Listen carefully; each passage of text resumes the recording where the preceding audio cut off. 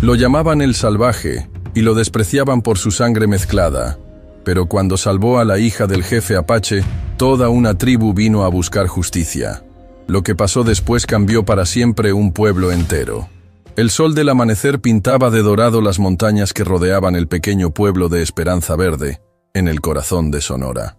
Era 1887, y en esas tierras áridas, donde el viento arrastraba el polvo entre los nopales, vivía un hombre que cargaba en su rostro la historia de dos mundos que nunca habían aprendido a convivir en paz.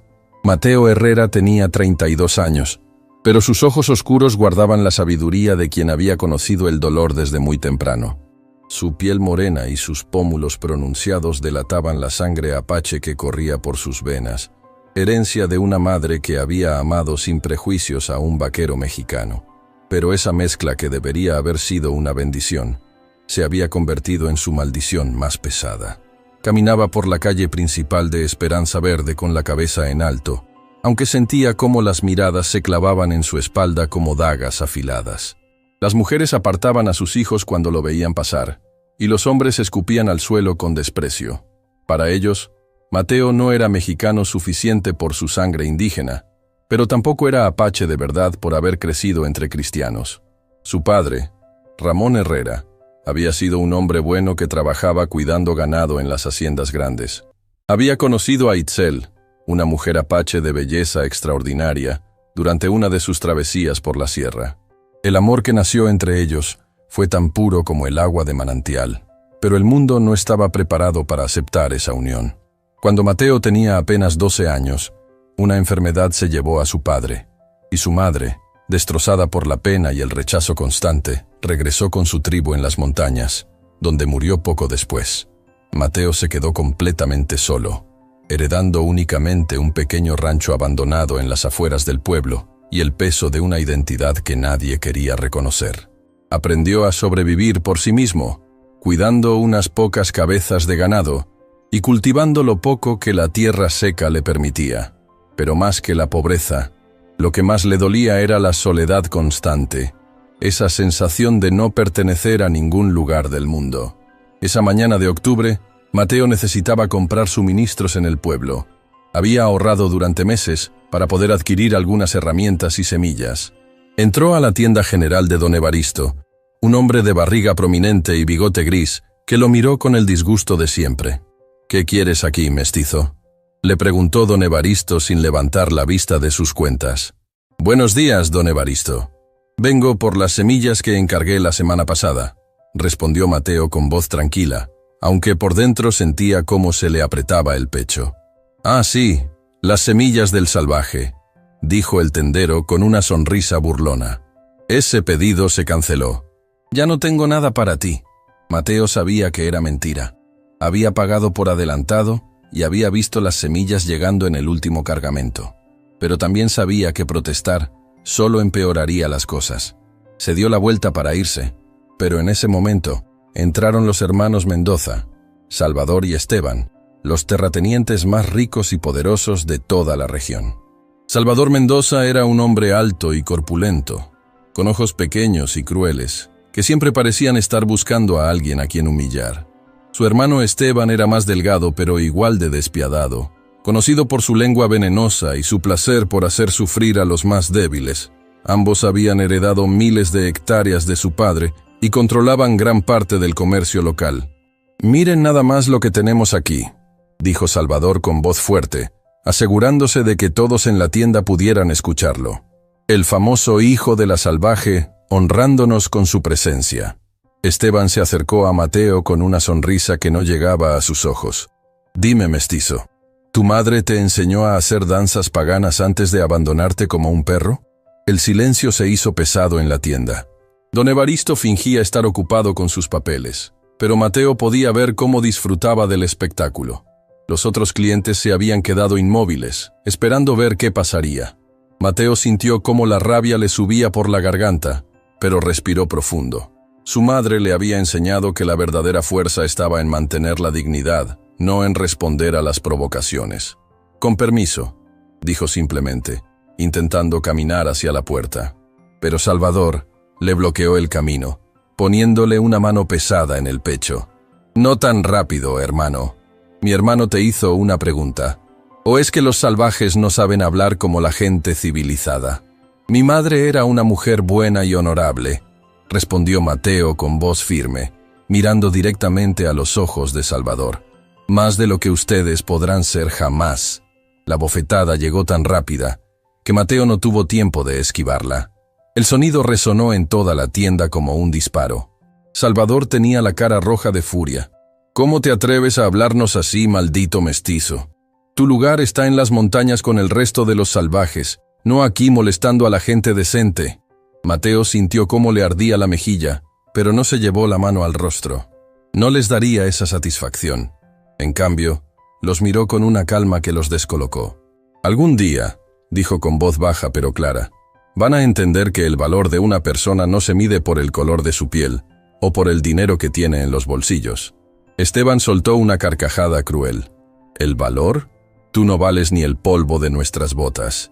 Mateo salió de la tienda con la cabeza alta, pero por dentro se sentía destrozado.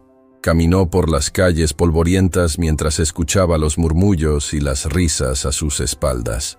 Algunos niños le gritaban «¡Salvaje!» desde la distancia, protegidos por sus madres que los abrazaban como si Mateo fuera algún tipo de bestia peligrosa.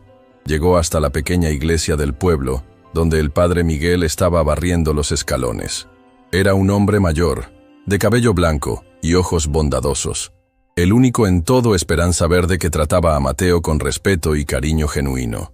«Buenos días, hijo», le dijo el sacerdote al verlo llegar. «¿Cómo estás?» «Bien, padre», mintió Mateo, aunque su voz lo traicionó. El padre Miguel dejó la escoba y se acercó a él, notando la marca roja en su mejilla. ¿Fueron los Mendoza otra vez? Mateo asintió sin decir nada. El padre suspiró profundamente y puso una mano paternal en su hombro. «Mateo, hijo mío, sé que es difícil, pero Dios tiene un plan para ti. Tu corazón es puro, y eso es lo que realmente importa. No permitas que el odor de otros envenene tu alma». «Padre Miguel», dijo Mateo con voz quebrada, «a veces siento que sería mejor desaparecer, irme a las montañas y no volver nunca más». «No digas eso, muchacho. Tu lugar está aquí, en este mundo, demostrando que el amor puede vencer al odio. Tu madre y tu padre estarían orgullosos del hombre que te has convertido». Mateo agradeció las palabras del sacerdote, pero en su corazón sabía que ya no podía soportar más humillaciones. Esa tarde, mientras caminaba de regreso a su rancho solitario, tomó una decisión. Se adentraría en las montañas para cazar y alejarse de la crueldad del pueblo, al menos por un tiempo. No sabía que esa decisión cambiaría su vida para siempre, y que en esas montañas encontraría algo que ni siquiera sabía que estaba buscando: la oportunidad de demostrar que un corazón noble puede conquistar cualquier prejuicio, y que el amor verdadero no conoce fronteras de raza ni de sangre.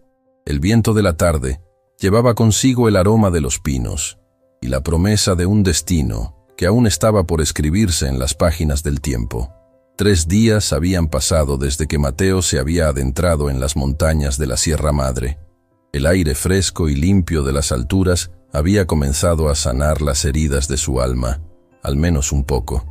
Aquí, entre los pinos gigantes y los arroyos cristalinos, no había miradas de desprecio ni palabras que cortaran como cuchillos. Solo el silencio sagrado de la naturaleza y la compañía de su caballo, Trueno, un Mustang negro que había domesticado años atrás.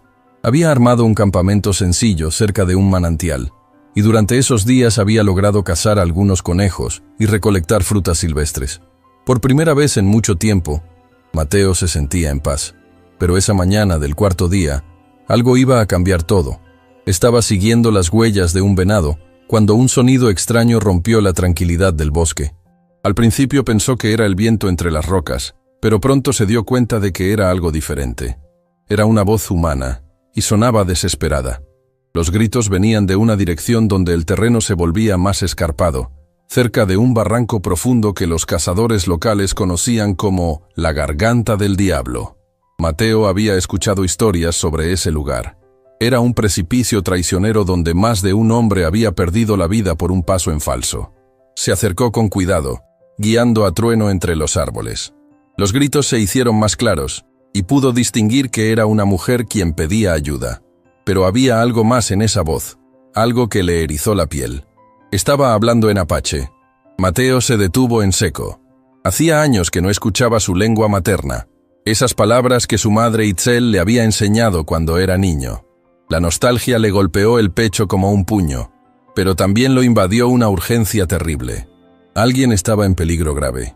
Ató a Trueno a un árbol y continuó a pie. Cuando llegó al borde del barranco, lo que vio le heló la sangre. Unos 20 metros más abajo, en una cornisa rocosa apenas visible, había una joven atrapada.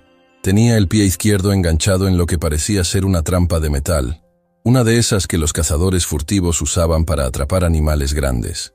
La sangre manaba de su pierna y por su posición precaria, cualquier movimiento brusco podría hacerla caer otros 50 metros hasta el fondo rocoso del precipicio. Era una mujer apache, de eso no había duda. Su cabello negro largo estaba trenzado con pequeñas cuentas de colores y vestía ropas tradicionales de cuero decoradas con patrones geométricos. A pesar de su situación desesperante, había algo en su postura que irradiaba una dignidad feroz, como si prefiriera morir antes que mostrar miedo. «Oye», gritó Mateo en español, pero la joven lo miró con desconfianza y terror. Sus ojos oscuros brillaron con una mezcla de esperanza y recelo. Para ella, Mateo era probablemente otro de esos hombres blancos que habían puesto las trampas para matar a su gente. Mateo cambió al apache, usando las palabras que había guardado en su corazón durante tantos años. «No tengas miedo, hermana. Voy a ayudarte». La transformación en el rostro de la joven fue inmediata. Sus ojos se abrieron con sorpresa, y por primera vez desde que la había visto, algo parecido al alivio cruzó por su expresión. «¿Eres de los nuestros?», preguntó ella en apache, con voz débil pero esperanzada. «Mi madre era de la tribu», respondió Mateo, ya buscando una manera de bajar hasta donde estaba ella. «Mi nombre es Mateo. ¿Cómo te llamas?» «Aiyana», respondió la joven. «Significa flor eterna, pero creo que mi eternidad va a terminar muy pronto aquí abajo». A pesar de su situación desesperante, había un dejo de humor en su voz que impresionó a Mateo. Esta mujer tenía un espíritu indomable. «No digas eso, Aiyana. Te voy a sacar de ahí». Mateo evaluó la situación. El descenso era extremadamente peligroso. Las rocas estaban sueltas, y un solo movimiento erróneo podría provocar un deslizamiento que los mataría a ambos. Pero no podía dejarla ahí. Corrió de vuelta hacia donde había dejado a Trueno y tomó la cuerda que siempre llevaba en su equipaje. Regresó al barranco y comenzó a atar la cuerda al tronco de un pino robusto. Probó la resistencia varias veces antes de estar satisfecho.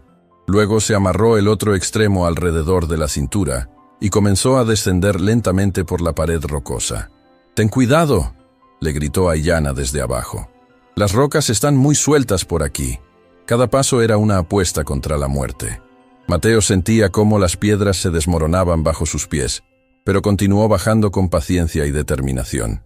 Sus manos se llenaron de cortes y raspaduras, pero finalmente logró llegar hasta la cornisa donde estaba Aiyana. De cerca, pudo ver que era aún más hermosa de lo que había pensado. Sus facciones eran delicadas pero fuertes, y había una inteligencia brillante en sus ojos que lo cautivó inmediatamente. Pero también pudo ver lo grave de su situación. La trampa había mordido profundamente su tobillo y había perdido mucha sangre. «Esta trampa está diseñada para osos», murmuró Mateo, examinando el mecanismo. «Va a doler mucho cuando la abra». «No me importa el dolor», dijo Aiyana, mirándolo directamente a los ojos. «Lo que me importa es salir de aquí viva». Mateo admiró su valor. Tomó una rama gruesa y se la dio. «Muerde esto», le dijo. «Va a ser rápido». Con fuerza y precisión, logró forzar los dientes de la trampa hasta abrirla. Aiyana se mordió la rama con tanta fuerza que la partió, pero no gritó. Cuando su pie quedó libre, Mateo pudo ver la gravedad de las heridas. Necesitaba atención médica inmediata. «Tengo que llevarte de vuelta arriba», dijo Mateo. «¿Puedes sujetarte a mi espalda?» «Puedo hacer lo que sea necesario», respondió Aiyana, aunque su voz temblaba por el dolor y la pérdida de sangre. El ascenso fue aún más peligroso que la bajada. Mateo tenía que cargar no solo con su propio peso, sino también con el de Aiyana, quien a pesar de su valentía, se estaba debilitando rápidamente. Varias veces estuvieron a punto de caer cuando las rocas cedían bajo el peso adicional. Pero finalmente, después de lo que pareció una eternidad, lograron llegar hasta arriba. Mateo ayudó a Aiyana a sentarse contra un árbol. Inmediatamente comenzó a examinar sus heridas. Había aprendido algo de medicina tradicional de su madre, quien conocía las propiedades curativas de las plantas del desierto. «Necesito buscar algunas hierbas», le dijo. «No te muevas de aquí». Corrió por el bosque buscando las plantas que necesitaba. Hierba del manso para desinfectar, cola de caballo para detener el sangrado, y hojas de nogal para reducir la inflamación. Cuando regresó, Aiyana estaba muy pálida, pero sus ojos seguían alerta. «Mi abuelo me enseñó sobre estas plantas», dijo Mateo mientras preparaba los remedios. «Decía que la naturaleza siempre nos da lo que necesitamos, si sabemos dónde buscar». «Tu abuelo era un hombre sabio», murmuró Aiyana. «¿De qué tribu eres? Tu apache es muy bueno, pero hay algo diferente en tu acento». Mateo se detuvo por un momento. Nunca le había contado su historia completa a nadie, pero algo en la mirada de Aiyana lo invitaba a la honestidad. «Mi madre era Itzel, de la tribu Mezcalero. Se enamoró de un vaquero mexicano y me tuvo a mí. Cuando yo tenía 12 años, ambos murieron y me quedé solo en el mundo de los blancos». Aiyana lo miró con una comprensión profunda. «Entiendo tu dolor, hermano de dos mundos. Yo también he conocido el rechazo, aunque por diferentes razones». «¿Qué quieres decir?», preguntó Mateo mientras limpiaba cuidadosamente sus heridas. «Mi padre es Tashunka, jefe de nuestra tribu. Pero mi madre murió cuando yo nací, y hay quienes dicen que soy una maldición, que traje la desgracia a mi propia familia desde el momento en que llegué al mundo». Mateo sintió una conexión inmediata con su dolor. Ambos habían crecido cargando culpas que no eran suyas, marcados por circunstancias que no habían podido controlar. «Eso no es verdad», le dijo con firmeza. «Tú no eres una maldición. Eres fuerte, valiente y hermosa. Cualquiera que no pueda ver eso es ciego». Aiyana lo miró con sorpresa. Hacía mucho tiempo que nadie le hablaba con tanta gentileza y sinceridad. «Gracias por salvarme la vida», le dijo suavemente. «Pero ahora tienes que alejarte de mí. Mi padre y mis hermanos van a venir a buscarme y si te encuentran aquí, ¿me van a matar?», preguntó Mateo con una sonrisa irónica. «No sería la primera vez que alguien quiere hacerlo». «No entiendes», insistió Aiyana, con urgencia en su voz. «Mi padre es Tashunka, el jefe de la tribu Chiricahua. Es un guerrero legendario, y no confía en ningún hombre que no sea apache puro. Si piensa que me has tocado o que has intentado dañarme, entonces le diré la verdad», dijo Mateo con calma, «que encontré a su hija atrapada como un animal, y que hice lo que cualquier hombre decente habría hecho». Aiyana se quedó mirándolo con admiración. En su mundo, muy pocos hombres tenían el valor de enfrentarse a su padre, y menos aún los que tenían sangre mezclada. «Eres diferente a todos los hombres que he conocido», murmuró. «Y tú eres diferente a todas las mujeres que he conocido», respondió Mateo, sintiendo cómo algo especial comenzaba a nacer entre ellos. En ese momento, el sonido de caballos acercándose rompió la magia del momento. Aiyana palideció aún más. «Es mi padre», susurró. «Viene con mis hermanos. Mateo, tienes que irte ahora mismo». Pero Mateo no se movió. Se puso de pie y miró en dirección a los sonidos que se acercaban. «No voy a huir», dijo con determinación. «Si tu padre es un hombre justo, entenderá lo que pasó aquí. Y si no lo es, al menos moriré sabiendo que hice lo correcto». Aiyana lo miró con una mezcla de terror y admiración. Nunca había conocido a un hombre con tanto valor, dispuesto a arriesgar su vida por una extraña, por una mujer apache que acababa de conocer. Los sonidos se acercaban cada vez más, y ambos sabían que en unos minutos se decidiría si esa tarde había sido el comienzo de algo hermoso o el final trágico de dos vidas que habían encontrado una conexión inesperada en medio de la montaña salvaje. Los guerreros apache aparecieron entre los árboles como sombras silenciosas. Eran 5 hombres montados en caballos pintos, con rostros pintados de guerra y armas que brillaban bajo el sol de la tarde. Al frente cabalgaba un hombre imponente que irradiaba autoridad y poder. Era Tashunka, el jefe de la tribu Chiricahua, y su presencia llenaba el aire de una tensión casi palpable. Tashunka era un guerrero legendario de más de 50 años, con cabello gris trenzado con plumas de águila y cicatrices que contaban la historia de 100 batallas. Sus ojos eran como obsidiana pulida, duros e impenetrables. Cuando vio a su hija herida y a Mateo de pie junto a ella, su expresión se endureció aún más.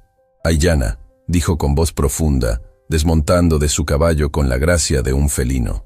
«¿Qué ha pasado aquí, padre?», respondió Aiyana, tratando de sonar fuerte a pesar de su debilidad. «Este hombre me salvó la vida. Estaba atrapada en una trampa de cazadores, y él bajó al barranco para rescatarme». Los ojos de Tashunka se fijaron en Mateo, evaluándolo de arriba a abajo. Podía ver la sangre apache en sus facciones, pero también notaba algo diferente, algo que no terminaba de identificar. «¿Quién eres tú, joven? ¿De qué tribu vienes?». Mateo se irguió, mirando al jefe directamente a los ojos sin desafío pero sin miedo. «Mi nombre es Mateo Herrera. Mi madre era Itzel, de la tribu Mezcalero. Mi padre era mexicano». Un murmullo de desaprobación se elevó entre los guerreros. Uno de ellos, un hombre joven con el mismo porte orgulloso de Tashunka, se adelantó con hostilidad evidente. «Padre, es un mestizo. No podemos confiar en él. Probablemente fue él quien puso las trampas». «Silencio, Nalnish», ordenó Tashunka a su hijo mayor. «Déjalo hablar». Mateo respiró profundo. «Jefe Tashunka, he vivido toda mi vida entre dos mundos sin pertenecer completamente a ninguno. Los mexicanos me desprecian por mi sangre apache, y entiendo si ustedes me rechazan por mi sangre mexicana. Pero lo que hice hoy no fue por política ni por ganancia. Lo hice porque era lo correcto». Tashunka se acercó a Aiyana y examinó sus heridas. Las vendas improvisadas estaban hechas con conocimiento, y las hierbas medicinales habían sido aplicadas correctamente. «¿Tú curaste estas heridas?», preguntó a Mateo. «Sí, señor. Mi madre me enseñó sobre las plantas curativas antes de morir». «Itzel Mezcalero», murmuró Tashunka, como si recordara algo. «Conocí a una mujer con ese nombre hace muchos años. Era una curandera respetada, sabia en los caminos de la medicina tradicional. Era mi madre», confirmó Mateo, sintiendo una mezcla de orgullo y dolor. Tashunka asintió lentamente. «Tu madre tenía buena reputación entre las tribus. Eso habla bien de tu crianza». Se volvió hacia sus guerreros. «Lleven a Aiyana de vuelta al campamento. Necesita descansar y recuperarse». «¿Y él, padre?», preguntó Naalnish, señalando a Mateo con desprecio. «Él viene con nosotros», decidió Tashunka. «Le debo una deuda por salvar a mi hija. Será nuestro huésped durante 3 días». Mientras los guerreros preparaban una camilla improvisada para transportar a Aiyana, ella logró acercarse a Mateo. «Gracias por quedarte», le susurró. «Pocos hombres tendrían el valor de enfrentar a mi padre». «Tu padre parece ser un hombre justo», respondió Mateo. «Creo que podemos entendernos». El campamento apache estaba oculto en un valle protegido por altas montañas. Era un lugar hermoso, con un arroyo cristalino que corría por el centro y tiendas tradicionales dispuestas en círculo. Las mujeres y los niños se reunieron para ver llegar a los guerreros, y sus miradas se llenaron de curiosidad y desconfianza cuando vieron a Mateo. Durante los siguientes 3 días, Mateo vivió una experiencia que cambiaría su vida para siempre. Tashunka lo trató con respeto, pero también con cautela.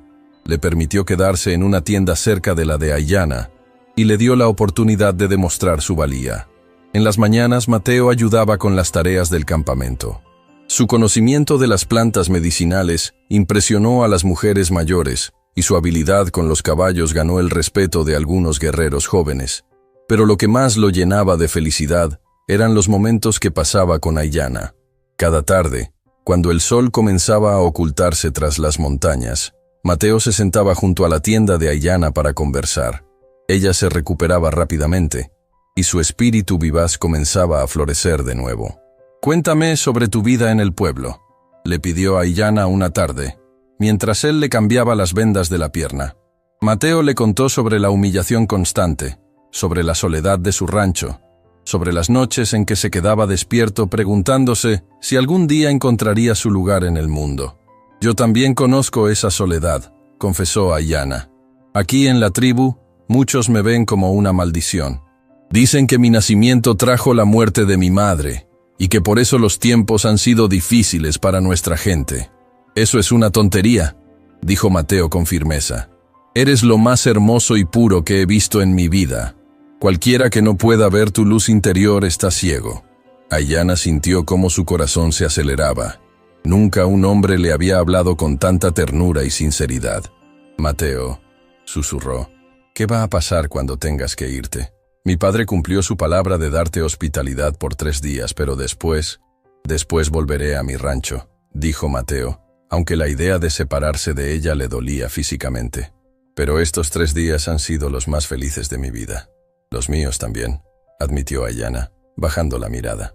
Esa noche, bajo un cielo estrellado que parecía bendecir su encuentro, Mateo y Aiyana se dieron cuenta de que lo que había comenzado como gratitud se había transformado en algo mucho más profundo. Era amor, puro y verdadero, pero también prohibido y peligroso. En la última noche de su estancia, Mateo se despidió formalmente de Tashunka. Jefe, le agradezco su hospitalidad. Mañana partiré de regreso a mi hogar. Tashunka lo miró con una expresión inescrutable. Mateo, hijo de Itzel, has demostrado honor y valentía. Siempre serás bienvenido en nuestro campamento. Gracias, señor. Eso significa mucho para mí. Pero, añadió Tashunka con voz grave, también he visto cómo miras a mi hija y cómo ella te mira a ti. Ese camino está lleno de peligros, muchacho. Los corazones jóvenes a menudo confunden la gratitud con el amor. Mateo sintió cómo se le enrojecían las mejillas, pero no negó los sentimientos. Jefe Tashunka, respeto a su hija más que a mi propia vida. Jamás haría nada que pudiera dañarla o deshonrarla. Lo sé, respondió el jefe. Por eso te estoy dando esta advertencia como un amigo, no como una amenaza. El amor entre nuestros mundos es posible, pero el precio es siempre muy alto. Esa madrugada, antes de que el sol saliera, Mateo se preparó para partir. Aiyana salió de su tienda, caminando con dificultad, pero con determinación. No podía dejarte ir sin despedirme, le dijo. Aiyana, murmuró Mateo sintiendo cómo se le partía el corazón. Estos días contigo han sido un regalo que guardaré para siempre. Para mí también, respondió ella, con lágrimas en los ojos. Mateo, promete que no me olvidarás. Jamás podría olvidarte, le aseguró, tomando suavemente sus manos. Eres parte de mi alma ahora. Se miraron a los ojos, y en ese momento ambos supieron que lo que habían encontrado era demasiado precioso para dejarlo ir. Sin importar los obstáculos, sin importar los peligros, encontrarían la manera de estar juntos. Nos volveremos a ver, prometieron al unísono, como si sus corazones hablaran con una sola voz. Mateo montó en Trueno y se alejó del campamento, pero sabía que una parte de él se quedaba para siempre en esas montañas, en el corazón de una mujer apache que había cambiado su mundo entero. 3 semanas habían pasado desde que Mateo regresó a su rancho solitario, pero su corazón permanecía en las montañas con Aiyana. Cada amanecer traía la esperanza de volverla a ver, y cada atardecer llegaba cargado de una melancolía que le pesaba en el alma como plomo derretido. Durante esos días, había intentado retomar su rutina normal, pero todo le parecía vacío y sin sentido. El trabajo en el rancho, que antes le daba propósito, ahora se sentía mecánico y frío. Las noches eran las peores, cuando se quedaba mirando las estrellas y recordaba las conversaciones que había tenido con Aiyana bajo ese mismo cielo infinito. Lo que Mateo no sabía era que sus movimientos habían sido observados.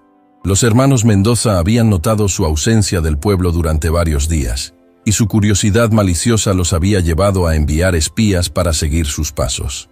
Cuando descubrieron que había estado en territorio apache, su codicia y su odio encontraron una oportunidad perfecta para la venganza.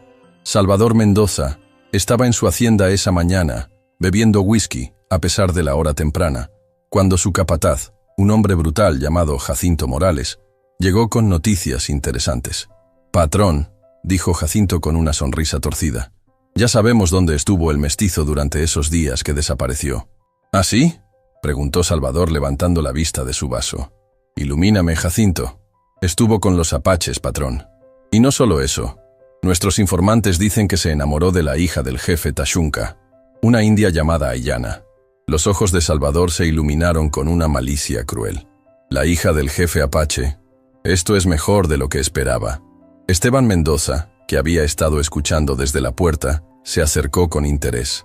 Hermano, esto nos da el poder perfecto sobre el mestizo, y también sobre los apaches. Exactamente lo que estaba pensando, respondió Salvador. Si capturamos a la India, tendremos al mestizo en nuestras manos, y el jefe apache pagará cualquier cosa por recuperar a su hija.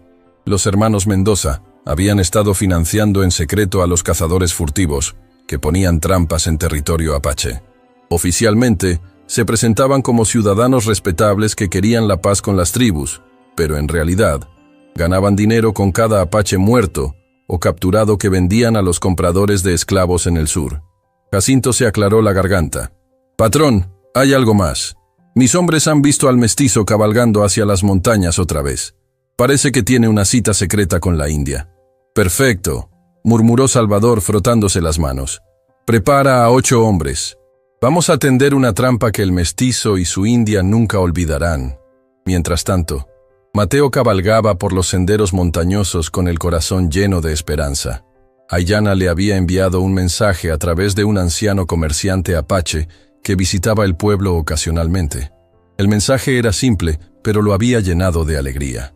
Te espero en la cascada del Cañón Dorado al caer el sol. Mi corazón no puede esperar más. Mateo había esperado ese momento durante semanas. Había soñado con volver a ver el rostro hermoso de Aiyana, con escuchar su risa como música de viento entre los pinos. El amor que sentía por ella había crecido en la distancia, volviéndose más fuerte y más puro cada día.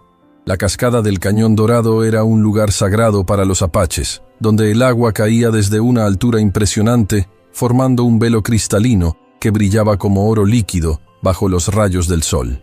Era también un lugar perfecto para un encuentro secreto, oculto de miradas indiscretas y protegido por la naturaleza misma. Cuando Mateo llegó al lugar, su corazón se detuvo. Aiyana estaba ahí, más hermosa que nunca, con su cabello negro brillando bajo la luz dorada del atardecer.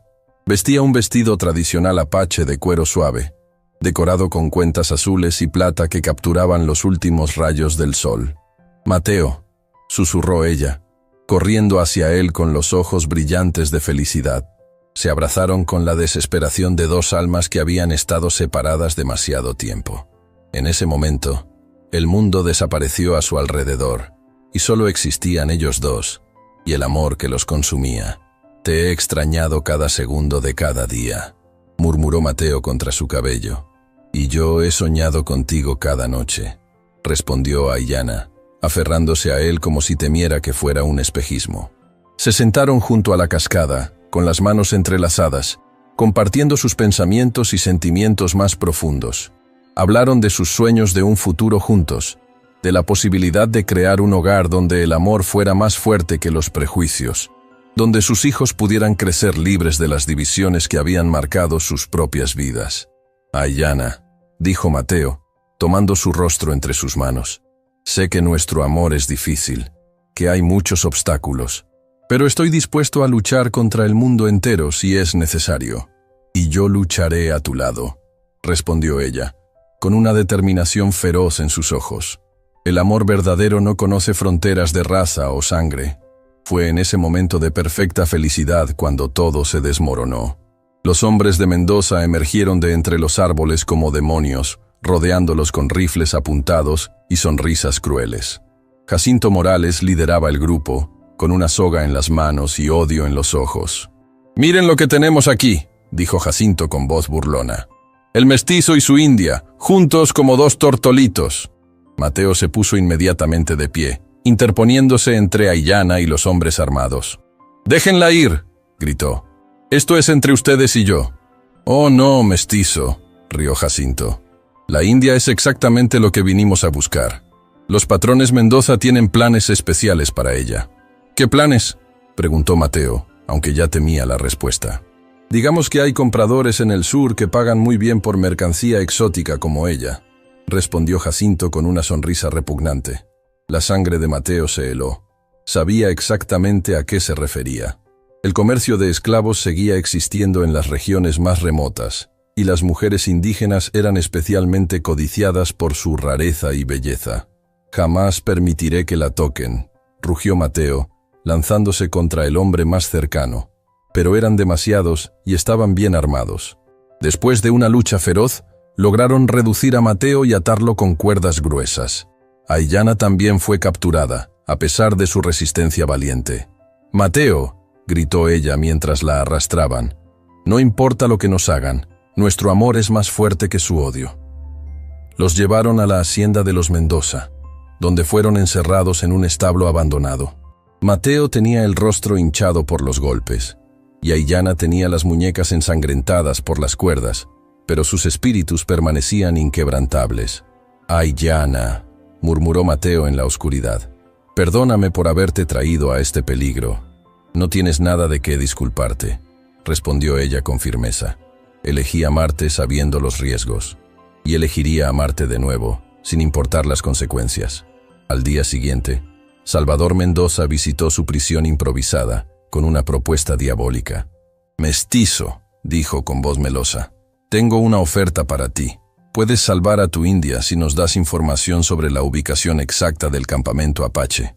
Mis compradores pagan mejor por lotes grandes». «Jamás», escupió Mateo. «Mátame si quieres, pero nunca traicionaré a la gente de Aiyana». «¿Ni siquiera para salvarla a ella?», preguntó Salvador, señalando hacia donde tenían encadenada a Aiyana. Mateo miró a la mujer que amaba y vio en sus ojos una súplica silenciosa, que no traicionara a su pueblo, sin importar el costo personal. «Especialmente para salvarla a ella», respondió Mateo con voz firme. «Ella me despreciaría para siempre si comprara su libertad con la sangre de su gente». Salvador se enfureció. «Entonces los dos sufrirán las consecuencias de tu terquedad». Esa noche, Aiyana logró lo imposible. A pesar de sus cadenas, consiguió alcanzar un pedazo de vidrio roto y cortó parte de sus ataduras. Luego, con la habilidad que su padre le había enseñado, creó una pequeña señal de humo usando trapos y hierbas secas que encontró en el establo. «¿Qué estás haciendo?», preguntó Mateo. «Enviando un mensaje a mi padre», respondió ella. «Es una señal de socorro que solo él reconocerá. Pero eso los pondrá en peligro», protestó Mateo. «Mi padre es Tashunka», dijo Aiyana con orgullo. «Estos hombres blancos no saben con quién se han metido». Cuando los guardias descubrieron lo que había hecho, castigaron brutalmente a Mateo, creyendo que él había ayudado en el escape. Pero el mestizo soportó los golpes en silencio, protegiendo a Aiyana con su propio cuerpo cuando intentaron tocarla. «Tu amor es más valioso que mi vida», le susurró a Aiyana mientras yacía herido en el suelo del establo. «Y el tuyo es más valioso que mi libertad», respondió ella, acariciando su rostro magullado con ternura infinita. En la distancia, las montañas guardaban silencio, pero Aiyana sabía que pronto ese silencio se rompería. Su padre había recibido el mensaje y la justicia estaba en camino. Lo que no sabían era que el padre Miguel había visto las señales de humo desde el campanario de la iglesia y ya cabalgaba a toda velocidad hacia las montañas para advertir a quien pudiera ayudar. La red de complicidad y valor se estaba tejiendo, y los Mendoza estaban a punto de descubrir que habían subestimado terriblemente a sus enemigos.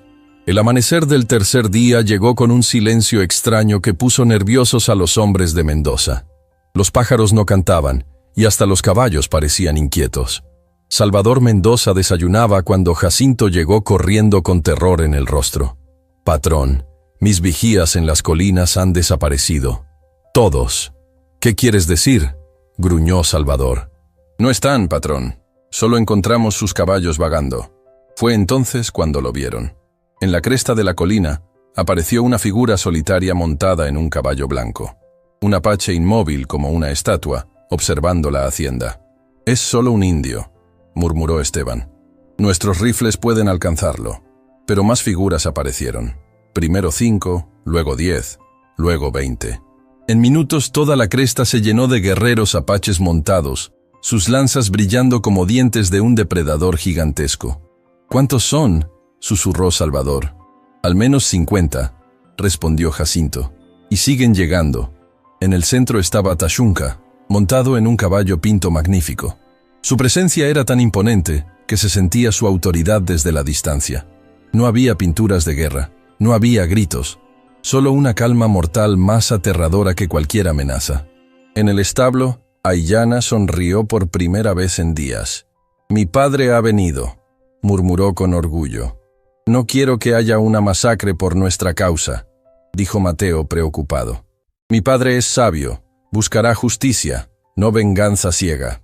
Tashunka descendió lentamente, seguido por 10 guerreros. Los demás permanecieron en posición. Llegó al patio y desmontó con dignidad real. «Salvador Mendoza», gritó con voz que resonó como trueno. «Sal y enfrenta las consecuencias de tus actos». Salvador apareció en el porche con una docena de hombres armados. Todos temblaban visiblemente. «Jefe Tashunka, esto debe ser un malentendido. Siempre hemos mantenido la paz». «¿Paz?», repitió Tashunka con ironía. «¿Llamas paz a financiar cazadores que matan a mi gente? ¿Paz a capturar a mi hija para venderla como esclava?» Salvador palideció. «No sé de qué habla. Su hija no está aquí». Tashunka hizo una señal, y un guerrero se movió como el rayo. En segundos había desarmado a 2 guardias y tenía un cuchillo en la garganta de Jacinto. «Mis guerreros han observado esta hacienda durante 2 días. Sabemos dónde están mi hija y quién la salvó. También conocemos tus tratos con traficantes de esclavos». «¡Tenemos más hombres!», gritó Esteban desesperado. «Mira a tu alrededor», respondió Tashunka calmado. Los Mendoza se dieron cuenta de que los guerreros habían rodeado completamente la hacienda. Cada escape estaba bloqueado. Era una demostración táctica que los dejó sin aliento. «Ahora vas a liberar a los prisioneros». Minutos después, Mateo y Aiyana fueron llevados al patio.